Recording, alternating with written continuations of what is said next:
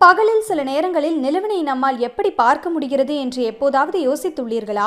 நாம் எப்போதும் இரவைதான் நிலவின் துணையாக பார்க்கிறோம். சூரியனின் வெளிச்சத்தால் பகலில் எப்படி நட்சத்திரங்கள் தெரிவதில்லையோ அவ்வாறே நிலவும் நம் கண்களுக்கு தெரிவதில்லை.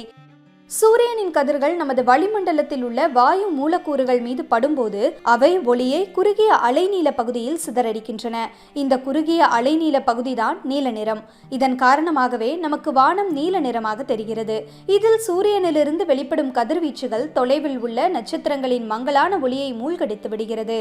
ஆனால் அது சந்திரனை மூழ்கடிப்பதில்லை. பூமியைப் போலவே நமது துணைக்கோளான நிலவும் எந்த ஒளியையும் வெளியிடுவதில்லை. ஆனால் சூரிய ஒளி எப்போதும் நிலவின் பாதி பகுதியை பிரகாசமாக ஒளிரச் செய்கிறது.